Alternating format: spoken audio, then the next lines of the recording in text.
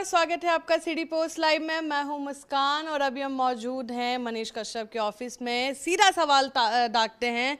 Manish ji, BJP के नेता कहला रहे हैं आप, और बीजेपी से भी मेरी बात हुई तो उन्होंने कहा है कि मनीष जी हमारे पार्टी के ही हैं और पार्टी में ही अभी हैं, अभी निष्कासित या कोई उनके साइड से कोई रेजिग्नेशन नहीं आया है। फिर इतना भड़काऊ क्यों बोल रहे हैं आप? देखिए, आप इतनी अच्छी पत्रकार हैं और आपके पिताजी तो खैर बिहार में उनका बहुत बड़ा नाम था। आप इस चीज़ को समझिए, मैं भड़काऊ नहीं बोल रहा हूँ। मैं अपने देश के यशस्वी प्रधानमंत्री जी से बिहार की समस्याओं को बताना चाहता हूँ। अगर एक बच्चा नहीं रोता है तो माँ जो है उसे दूध तक नहीं पिलाती है। माँ को तब पता चलता है कि बच्चा जो है वो भूखा है जब बच्चा रोता है। हमारे बिहार में एक्चुअल में समस्या हैं। कभी गुजरात से वीडियो आता है, अल्पेश ठाकुर जी, जिग्नेश मेवानी, इन लोगों ने क्या क्या वीडियो बनाया था। कभी महाराष्ट्र से वीडियो आता है, कभी तमिलनाडु से आता है, कभी कर्नाटका के बेंगलुरु रेलवे स्टेशन से आता है। बिहार के मजदूरों के साथ किस प्रकार की समस्याएं होती हैं वो सबको पता है। मोदी जी पे डाउट नहीं कर सकते हैं, इसलिए डाउट नहीं कर सकते हैं कि दुनिया का सबसे बड़ा कंक्रीट नहर जो है मोदी जी ने बनवाया है। बहुत सारे लोगों को पता नहीं होगा। 458 किलोमीटर, 57 या 58 किलोमीटर है, 457 या 58 किलोमीटर है लंबा। गुजरात का उन्होंने पूरा प्यास बुझा दिया। पूरा जो गुजरात जो है एक समय जो है गर्मी के दिनों में प्यासे मर जाता था। कच्छ में जो है पानी नहीं रहता था। कच्छ के रण में जो है लोग अगर भटक जाते थे तो प्यासे मर जाते थे। दुनिया का सबसे बड़ा स्टैचू मोदी जी ने गुजरात में बनवा दिया। बुलेट ट्रेन सबसे पहले अहमदाबाद टू मुंबई प्रोजेक्ट है, वो मुंबई टू अहमदाबाद प्रोजेक्ट नहीं है। महाराष्ट्र तो गुजरात प्रोजेक्ट नहीं है, वो गुजरात टू महाराष्ट्र प्रोजेक्ट है। उसके बाद से दुनिया का सबसे बड़ा स्टेडियम 1,31,000 कैपेसिटी है नरेंद्र मोदी स्टेडियम का, जो सरदार पटेल स्पोर्ट्स कॉम्प्लेक्स में बना हुआ है जो अहमदाबाद में। उसके बाद से गांधी नगर शहर को चमका दिया। जो अहमदाबाद जो है एक समय पूरे दुनिया का सबसे गंदा शहर अहमदाबाद और सूरत होता था, भारत का सबसे गंदा शहर होता था, आज सबसे स्वच्छ शहर में से एक है। जब मोदी जी गुजरात के लिए इतना कर सकते हैं तो बिहारों के लिए कर सकते हैं। यही बात हम कह रहे हैं और यही बात रिक्वेस्ट कर रहे हैं। और ये रिक्वेस्ट करना बगावत है तो समझिए मैं बागी हूँ। और अगर ये रिक्वेस्ट करना बगावत नहीं है, अगर आपको लगता है कि मनीष बिहार का आवाज है और बिहार की समस्याओं को मेरे कानों तक पहुंचाना चाहता है, तो समझिए मैं आपका सेवक हूं। ये तो मोदी जी पहले ही कर चुके थे। आप बीजेपी में बाद में ज्वाइन किया, आप तो सब देख ही रहे थे, तो आप बीजेपी ज्वाइन नहीं करते। आप अपना सवाल ऐसा पत्रकार आप कंटिन्यू रखते, आप फिर पॉलिटिक्स में गए क्यों? देखिए, मैं पहले से यूट्यूबर था और मेरे ऊपर बहुत सारे मुकदमे हुए बेवजह। आपको पता है तमिलनाडु प्रकरण में बहुत सारे मुकदमे हुए। अगर सिस्टम के बाहर रह के हम लोग सिर्फ और सिर्फ आवाज़ उठाएंगे तो कभी आपको जहर पीना पड़ेगा। कल एक पत्रकार ने जहर पिया ना, पिया कि नहीं? यूपी में ट्विटर पे वीडियो आया। कभी जो है कोई ठेकेदार जो है आपको मार के जो है सेप्टिक टैंक में डाल देगा। कभी जो है कोई साहबुद्दीन जैसा आदमी जो है राजदेव रंजन हत्याकांड जो है करके चला जाएगा, कोई पूछने तक नहीं आएगा। राजदेव रंजन का परिवार आज कहाँ है किसी को पता भी है? कभी जो है मधुबनी का वो पत्रकार जो प्राइवेट नर्सिंग होम के खिलाफ आवाज उठाता था, आज उसके परिवार का क्या स्थिति है जिसको मार दिया गया। हमारे चंपारण में हरसिद्धि एक जगह है, वहाँ का मनीष सिंह नाम का एक व्यक्ति थे। मनीष सिंह या कोई दूसरा मनीषी नाम था, अब टाइटल क्या था, उनके साथ क्या हुआ, उनको मार दिया गया। तो कब तक पत्रकारों की सिर्फ हत्याएं होती रहेगी? हम पत्रकारों को सिस्टम में घुसना पड़ेगा। अगर सिस्टम हम पत्रकारों को परेशान करेगा तो हम लोग अटल बिहारी वाजपेयी के नक्शे कदम पे चलने वाले लोग हैं। अटल बिहारी वाजपेयी को जब परेशान किया गया और पंचजन और राष्ट्र धर्म पे जो है पाबंदी लगाई गई, जिसके वो संपादक थे, और जवाहरलाल नेहरू की सरकार ने पाबंदी लगाई, तो उन्होंने कहा कि आज आप पाबंदी लगा रहे हैं, हम आपके सरकार में घुस जाएंगे। और अटल बिहारी वाजपेयी सरकार में घुसे और सदन में जाके जब उन्होंने पहली बार सवाल किया जवाहरलाल नेहरू से, तो वो ऑन रिकॉर्ड है। जवाहरलाल नेहरू ने कहा था कि अटल जी, नेता बनना आसान है, सांसद बनना आसान है, प्रधानमंत्री बनना बड़ा मुश्किल और देश चलाना बड़ा मुश्किल। तो अटल बिहारी वाजपेयी उसी समय सदन में नेहरू जी को कहे थे, एक यंग अटल बिहारी वाजपेयी नेहरू जी को कहते हैं कि आप बोल रहे हैं कि देश चलाना बड़ा मुश्किल है और मैं बताऊंगा देश चलाना बहुत आसान है। मतलब अटल बिहारी वाजपेयी ने चलाया देश। अरे हम लोग यही चाहते हैं ना कि आप काम कीजिए, अगर आप नहीं काम कीजिएगा तो हम आपके सिस्टम में घुस जाएंगे। मतलब पॉलिटिक्स में घुसे हैं उनको बताने के लिए कि ये कमी है, इसको ठीक किया जाए। ठीक किया जाए। अगर हमारे मान लीजिए कि अगर तमिलनाडु का कोई नेता जो है तमिलनाडु की समस्याओं को जो है मोदी जी तक नहीं लेके आएगा, केरल का नेता मोदी जी तक नहीं लेके आएगा, कर्नाटक का नेता महाराष्ट्र का नेता नहीं लेके आएगा, तो कहाँ से समाधान करेंगे। अब तमिलनाडु का नेता कहता है कि भाई हमारे यहाँ जो है इन्वेस्टमेंट लाइए, विदेशी इन्वेस्टमेंट लाइए। वहाँ पे आते हैं, बहुत सारी कंपनियां हैं वहाँ पे, महिंद्रा से लेकर टाटा तक वहाँ पे प्रोडक्शन करते हैं, अशोक लीलन वहीं पे बनता है, बहुत सारी बड़ी बड़ी कंपनी। लेकिन सवाल यह है मनीष जी कि जैसे आप पार्टी के अंदर हैं तो अगर आपके मन में कोई सवाल है या कोई मुद्दा उठाना है तो उसका भी एक तरीका होगा, आई गेस एक फॉर्मल तरीका। लेकिन इतना आप गुस्से में बोले हैं कि एक मिनट, कितना बढ़िया तरीका था कि एक बच्ची बीमार थी, उसका इलाज कराने पीएमसीएच में गया, उसका इलाज हो जाता अच्छे से, वो बीजेपी को वोट देती, कोई शोर शराबा नहीं। कितना अच्छा तरीका था मेरा, कितना अच्छा तरीका था। मैं गया वहां पे, मेरे साथ बदतमीजी हुई, यहाँ के नेता मेरे साथ खड़े नहीं हुए। तो बताना तो पड़ेगा कि जब बीजेपी के नेता बीजेपी के कार्यकर्ता के साथ नहीं खड़े हो रहे हैं तो बीजेपी के नेता बिहार के गरीब जनता के साथ कैसे खड़ा होंगे, ये तो बताना पड़ेगा।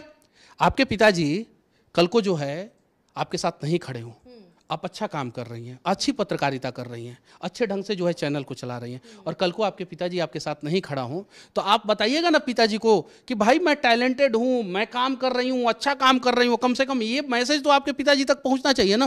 बिल्कुल। अगर हम लोग पार्टी के कार्यकर्ता अगर हैं, पार्टी अगर मानती है तो मैं तो धन्यवाद देना चाहता हूं कि पार्टी अभी भी मानती है।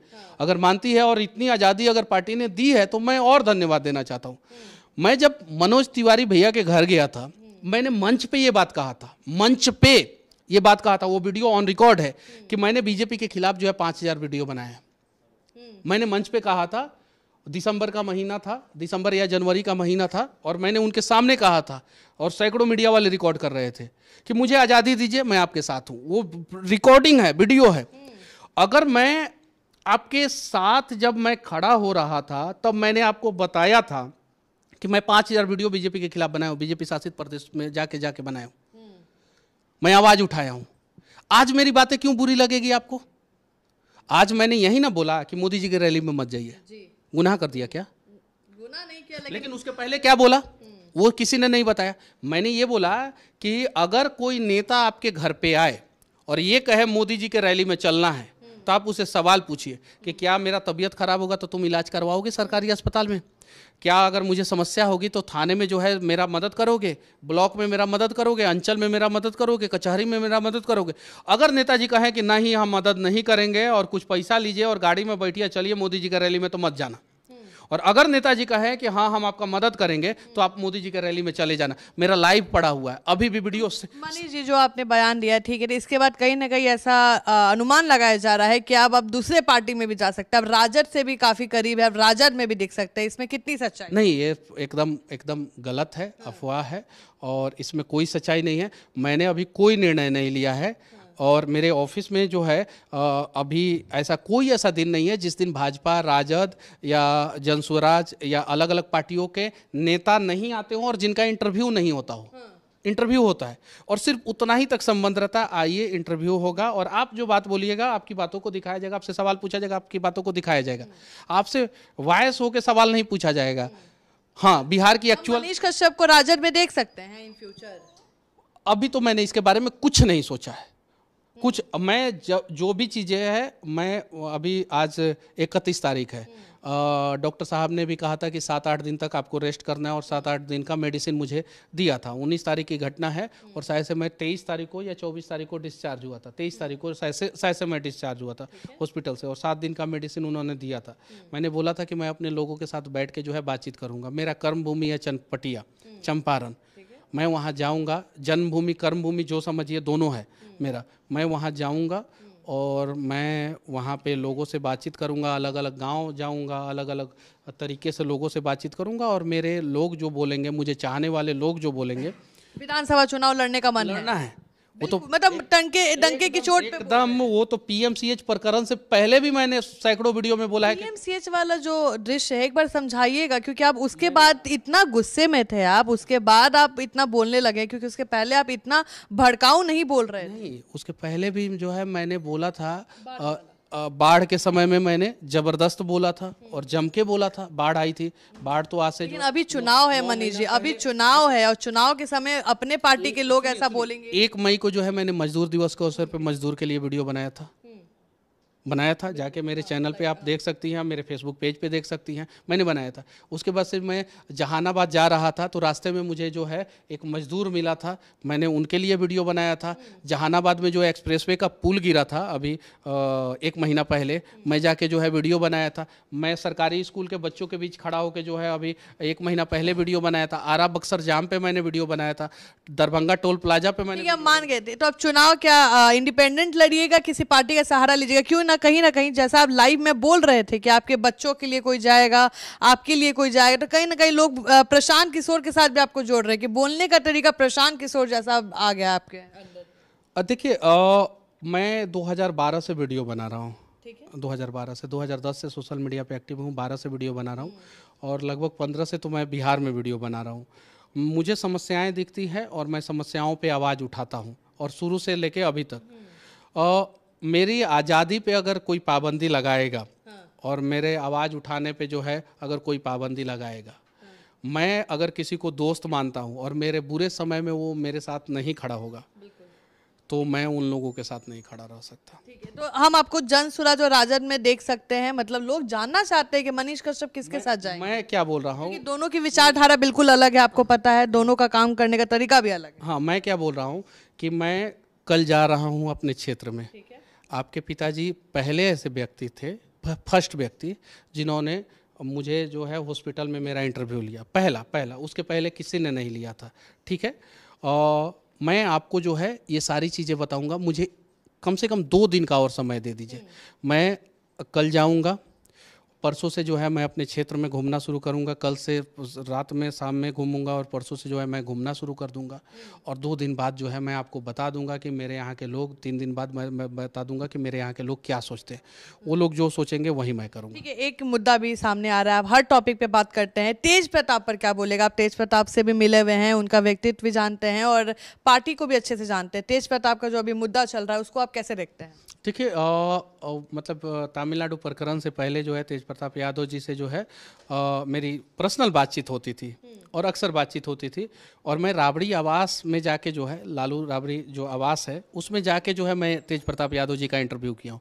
उस आवास में अंदर जाके, मतलब जहाँ लालू जी, राबड़ी देवी जी, तेजस्वी यादव जी सब थे। उस समय जब मैं तेज प्रताप यादव जी का इंटरव्यू ले रहा था तो उस समय सब लोग थे, मीसा भारती जी भी वहाँ पे थी, सब लोग थे, मैं इंटरव्यू ले रहा था। मैं उस आवास में जाके अंदर जो है ब्रांड बिहार का टी-शर्ट उनको पहनाया। मैं आवास में जाके उनके आवास में जाके जो है मैंने रील बनाया उनके साथ, आप रील भी देख सकती है। यानी मेरा संबंध जो है तेज प्रताप यादव जी से ठीक ठाक होगा तभी जो है मैं आवास में जाके, मैं व्यक्तिगत तौर पे जितना मैं तेज प्रताप यादव को जानता हूँ उतना मैं ये जानता हूँ कि दिल के थोड़ा सा साफ आदमी है, मैं जानता हूँ। लेकिन जो ये सामने आ रही है 3-3 लड़कियाँ, ये सारी चीज़ें, तो ये नहीं आना चाहिए सामने। और तेज प्रताप यादव जी का ये पर्सनल प्रॉब्लम है, पर्सनल समस्या है, उनको जो है कुछ दिन समय दिया जाए, वो मीडिया ट्रायल ना करके जो है उन्हें मौका दिया जाए, उस परिवार को मौका दिया जाए, वो लोग अपना समस्या समाधान करेंगे।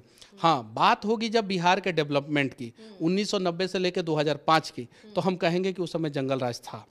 बात होगी 2005 से लेकर 2025 तक, तो हम कहेंगे कि हाँ 5 से लेकर 10 तक जो है बिहार में जो है ठीक ठाक राज चला और उसके बाद से फिर जंगल राज 2 आ गया। मनीष कश्यप जी, आपकी नज़र में अच्छा मुख्यमंत्री कौन बनना चाहिए अभी जो आने वाले समय में? क्या नीतीश कुमार को ही मुख्यमंत्री बनना चाहिए या कोई नया फेज जो आप चाह रहे हैं कि बनना चाहिए बिहार के लिए? आदमी मुख्यमंत्री बनेगा, एकदम बनेगा आप बोल रहे हैं? एकदम नया आदमी बनना चाहिए, नहीं नया ही आदमी मुख्यमंत्री बनना चाहिए और नया ही आदमी मुख्यमंत्री बनेगा। अच्छा, हाँ, दोनों मैं बोल रहा हूँ। क्या एनडीए जीतेगी आपको लग रहा है? आप देख रहे हैं, आप फील्ड में रहते हैं, तो क्या एनडीए जीतेगी या नई पार्टी का आने वाला है? मैं वही बोल रहा हूँ ना कि मैं तो 10-12 दिन से फील्ड में हूँ नहीं, मैं फिर से जाने वाला हूँ, फिर से जाऊँगा, बातचीत करूँगा, फील्ड में रहूँगा और आप देखिएगा कि उसके बाद से ये सारे सवालों का जवाब मैं आपको दूंगा। चुनाव लड़ने की बात कर रहे हैं तो कहीं ना कहीं आपको अफसोस है क्या 2024 में जो आप बैक ऑफ कर लिए थे, आपको चुनाव लड़ जाना चाहिए था या पार्टी नहीं ज्वाइन करना चाहिए था? हाँ, अब मुझे लगता है और ये सारी चीज़ें स्थिति देखने के बाद, देखिए अगर मेरे साथ धोखा होता ना तो मैं बर्दाश्त कर लेता।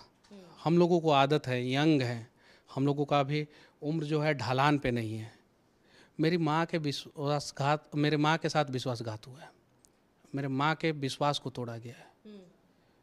मेरी माँ जो है ये सोचती थी कि मनीष जो है, उनके पास, मेरी माँ के पास बहुत फ़ोन आता था, बहुत सारे लोगों का फ़ोन आता था, बड़े बड़े लोगों का। हम नाम किसी का नहीं रखना चाहते हैं, किसी की भी क्रेडिबिलिटी के साथ हम खिलवाड़ नहीं करेंगे, भले वो लोग PMCH में मेरे साथ नहीं खड़े हुए, वो अलग बात है। मतलब बहुत बड़े बड़े लोगों का। कोई तो ऐसा होता था कि मोबाइल लेके आता था कि ये लीजिए, बात कीजिए, ये फलाना साहब बात करेंगे आपसे, मोबाइल लेके आता था, क्योंकि शायद उन लोगों को ये लगता होगा कि कहीं रिकॉर्ड करेगा। हाँ, तो फेस टाइम पे कॉल आता था और मोबाइल लेके आता था। मेरी माँ बातचीत करती थी। मेरी माँ जो है वो तो मेरी सबसे बड़ी ताकत है। वो भी साथ गई थी आपके बीजेपी? हाँ। मेरी माँ के पास अब मैं 100 कॉल कहूँ, 200 कॉल कहूँ, 500 कॉल कहूँ कि 1000 कॉल कहूँ, अब ये अलग बात है, लेकिन अनेकों लोगों का फ़ोन अनेकों बार आया और मेरी माँ को बोला गया कि आपका बेटा है, यंग है, फ्यूचर ब्राइट है, आगे जो है हम लोग जो है उसको चुनाव लड़ाएंगे, ऐसे करेंगे, वैसे करेंगे, उसका फ्यूचर बनाएंगे, ऐसे करेंगे, ये सारी चीज़ें बोला गया। जब मैं चुनाव प्रचार करके आता था, 10 बजे तक चुनाव प्रचार करता था, और उसके बाद से जब मैं घर आता था तो माँ एक ही बात बोलती थी कि सोच ला, एक बार और ही सोच ला, एक बार और ही सोच ला, कि बबुआ एक बार और ही सोचा कि हिंकर फोन आई रहा था, हुंकर फोन आई रहा था, सब लोग बड़ा अच्छा, बड़ा नीमन तरीके से बात कर। एक माँ से जो है ना, आप खूब प्यार से बात कर लीजिएगा ना, वो आपको अपना बेटी समझ जाएगी। आप प्यार से सिर्फ बात करके देखिए, सिर्फ प्यार से, कोई भी अनजान औरत से जो है आप प्यार से बात करके देखिए, जो उम्र में जो है बड़ी हो, आपके माँ के उम्र की हो, वो आपको जो है अपना बेटी समझ जाएगी। हाई बबुआ के, फलाना बबुआ के आई रहा का फ़ोन, चिलाना बबुआ के आई रहा का, बहुत अच्छा ढंग से बात कैला खा लोग। माँ को विश्वास हो गया था कि बेटा को चुनाव पे लड़वाएंगे। अब बेटा के साथ धोखा कोई नहीं करेगा कि फलाना बबुआ जौन बाटे 10 बेर फोन कैले बान, उ धोखा ना करियन, उनका बात में कहीं जौन बाटे धोखा नहीं खेलागत। हम माँ को बार बार बोल रहे थे कि मम्मी सोच लो। माँ बार बार बोल रही थी कि एक बार मेरा बात मान लो, कि हम जानता नहीं बबुआ कि तू जब जेल में रहला तो हमरा कितना कष्ट भइल बा। माँ का बार बार यही जवाब था कि हम जानता नहीं कि गर्मी, ठंडा, बरसात हम सड़क पे घूमल बानी, हम अलग अलग लोग लेके जाके हम लेटर देले बानी, कितना घंटा हमरा इंतज़ार करे के पड़ल बा, कितना घंटा रोड पे खड़ा होके के पड़ल बटे, कब कब पियासा रह के पड़ल बटे, कब कब भूखे रह के पड़ल बटे। मेरी माँ कहती थी। अब जब माँ इतनी सारी बातें बोलती थी तो मुझे लगा कि नहीं, चलो माँ ने कहा तो माँ कभी गलत नहीं हो सकती है। और अगर मैं ये सोचूं कि मैंने निर्णय किया और मेरे साथ धोखा हुआ तो मुझे अफसोस हो सकता है, और मुझे उस बात का अफसोस है। अगर ये निर्णय मेरा है, मेरी माँ का निर्णय है, तो मुझे कतई अफसोस नहीं होगा, क्योंकि मेरी माँ जब निर्णय की है तो वो सही की होगी, और जो भी होगा मेरे साथ जीवन में वो अच्छा होगा। क्योंकि मुझे कोई धोखा दे सकता है ना, मेरी माँ के विश्वास के साथ अगर कोई खिलवाड़ करेगा ना, तो फिर जो भी ऊपर हैं भगवान, वो देखेंगे, और वो मुझे भी देखेंगे और उस व्यक्ति को भी देखेंगे। ये चीज़ है। तो मेरी क्या पता, कभी कभी जीवन में जो है तूफान आता है तो ऐसा लगता है कि अब जो है सब कुछ खत्म होने वाला है, लेकिन जैसे तूफान शांत होता है तो आगे का रास्ता जो है आपको दूर तक क्लियर दिखाई देता है, दूर तक। ऐसा अक्सर होता है। तो क्या पता ये जीवन में मेरे तूफान कुछ लोगों ने खड़ा किया, विश्वासघात किया या प्रेम किया, मुझे नहीं पता। आगे जो है बहुत सारी चीज़ें जो है वो क्लियर होगी, क्योंकि मेरी माँ का आशीर्वाद मेरे साथ है, और मेरी माँ के साथ जो है बिहार के अनेकों माँओं का आशीर्वाद मेरे साथ है। ये चीज़। तो चलिए, आप सुन रहे थे मनीष कश्यप को बेबाकी से बोलने के लिए जाने जाते हैं, और इनका कहना है कि अभी इन्होंने कोई फैसला नहीं लिया है, और जैसे फैसला लेंगे सबसे पहले हमें अपडेट करेंगे। आप भी अपना ओपिनियन देना ना भूलें। तब तक के लिए बने रहे हमारे साथ। धन्यवाद।